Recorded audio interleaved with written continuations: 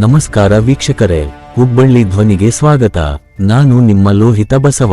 ನಗರದ ವೀರಾಪುರ ಓಣಿಯ ಸರಕಾರಿ ಕನ್ನಡ ಗಂಡು ಮಕ್ಕಳ ಮತ್ತು ಹೆಣ್ಣು ಮಕ್ಕಳ ಶಾಲೆಯಲ್ಲಿ ಸೋಮವಾರ ದಿವಸದಂದು ಅದ್ದೂರಿ ಶಾಲಾ ಪ್ರಾರಂಭೋತ್ಸವಕ್ಕೆ ಶಾಲೆಯ ಪ್ರಾಂಶುಪಾಲರುಗಳು ಹಾಗೂ ಸಹ ಶಿಕ್ಷಕರು ಚಾಲನೆ ನೀಡಿದರು.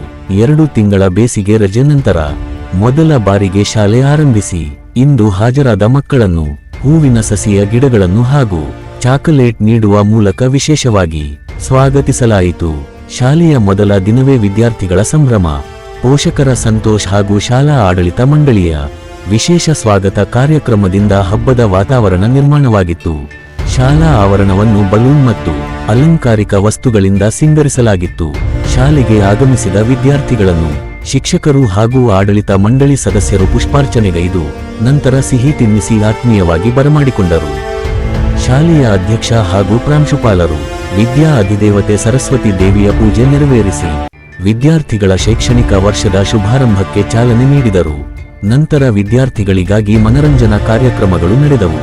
ಮಕ್ಕಳು ಹಾಡು, ನೃತ್ಯ ಹಾಗೂ ವಿವಿಧ ಚಟುವಟಿಕೆಗಳಲ್ಲಿ ಭಾಗವಹಿಸಿ ಸಂಭ್ರಮಿಸಿದರು.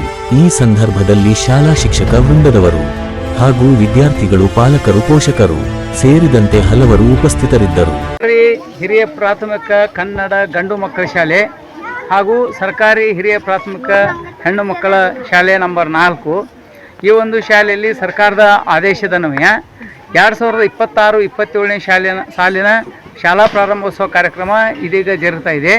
ಈ ಕಾರ್ಯಕ್ರಮಕ್ಕಾಗಿ ನಾವು ಬೆಳಗ್ಲಿಂದ ಬಂದು ರಂಗೋಲಿ ಹಾಕೋದ್ರಿಂದ ಹಿಡ್ಕೊಂಡು ಎಲ್ಲ ರೀತಿ ಶಾಲೆಯ ಒಂದು ಶೃಂಗಾರವನ್ನು ಎಲ್ಲ ಟೀಚರ್ಸು ಹಾಗೂ ನಮ್ಮ ಅಡುಗೆ ಸಿಬ್ಬಂದಿ ಎಲ್ಲರೂ ಸೇರಿ ಮಾಡೀವಿ.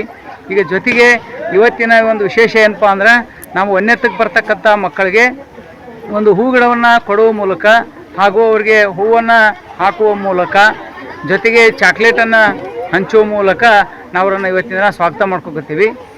ನಾವೀಗ ಪ್ರಾರಂಭೋತ್ಸವನ ಆಚರಿಸೋ ಉದ್ದೇಶ ಅಂದ್ರೇನು, ನಮ್ಮ ದಾಖಲಾತಿ ಹೆಚ್ಚಾಗಬೇಕು. ಯಾವಾಗ ಇದು ನಾವು ಪ್ರಾರಂಭೋತ್ಸವ ಮಾಡಿದ್ದು ಅರ್ಥಪೂರ್ಣ ಆಗ್ತದಂದ್ರೆ, ಬಹಳಷ್ಟು ಪಾಲಕರು ನಮ್ಮ ಸರ್ಕಾರಿ ಶಾಲೆಗಳಿಗೆ ಮಕ್ಕಳನ್ನು ಕಳಿಸ್ಕೊಳ್ಳಿಕ್ಕೆ ಮನಸ್ಸು ಮಾಡಿದಾಗ ನಾವು ಮಾಡೋ ಪ್ರತಿಯೊಂದು ಪ್ರಯತ್ನವೂ ಸಫಲ ಆದಂಗೆ ಲೆಕ್ಕ. ಅದಕ್ಕೆ ನಾನು ಎಲ್ಲ ಪಾಲಕರಲ್ಲಿ ಒಂದು ಮನವಿ ಏನು ಮಾಡ್ಕೊಳ್ತೀನಿ ಅಂತಂದರೆ, ಸಾಧ್ಯವಾದಷ್ಟು ಹೆಚ್ಚು ಪ್ರಮಾಣದೊಳಗೆ ಸರ್ಕಾರಿ ಶಾಲೆಗಳಿಗೆ ಮಕ್ಕಳನ್ನು ಸೇರಿಸಿ. ಯಾಕಂದರೆ ಈ ವರ್ಷದಿಂದ ನಮ್ಮ ಸರ್ಕಾರಿ ಶಾಲೆಗಳಲ್ಲೂ ಸರ್, ಈ ಶಾಲೆಗೆ ತಾವು ಅಧ್ಯಕ್ಷ ಕೂಡ ಇದ್ದೀರಿ.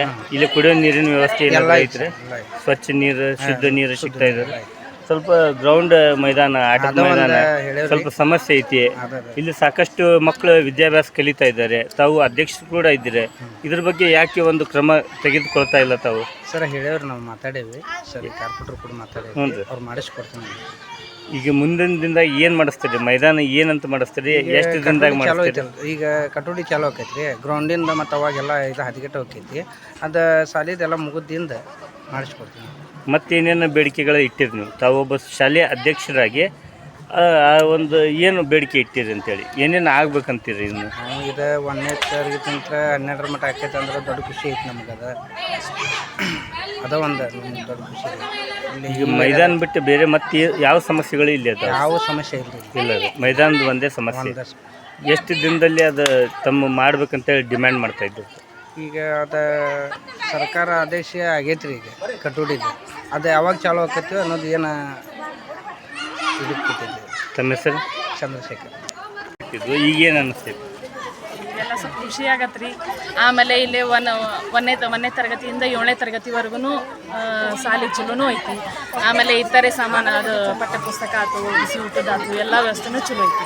ಈಗ ಮತ್ತು ನಮ್ಮ ಶಾಲೆ ಹುಡುಗರ ಬೇರೆ ಶಾಲೆಗೂ ಹೋಗ್ಯಾರ ರೀ.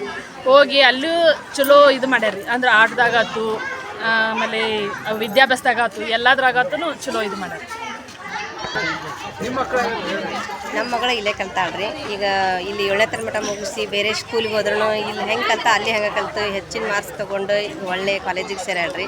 ಶಾಲೆ ಭಾಳ ಚಲೋ ಐತಿ. ನನ್ನ 2ನೇ ಮಗಳು ಇಲ್ಲೇ ಕಲ್ತಾಳೆ. ಆಕೆಗೂ ಭಾಳ ಶಾಣೆಕದಾಳ. ಎಲ್ಲ ಶಿಕ್ಷಕರು ಚಲೋ ಅದಾರ. ಈಗ ಶಾಲೆ ಪ್ರಾರಂಭ ಆಗಿದ್ದು 1ನೇ ತರಲಿಂದ ಹೆಚ್ಚಿನ ಸಂಖ್ಯೆ ಒಳಗೆ ಬಂದಾರ. ತುಂಬ ಖುಷಿ ಐತಿ. ಶಾಲೆ ಮಾತ್ರ ಭಾಳ ಚೊಕ್ಕ ಐತಿ.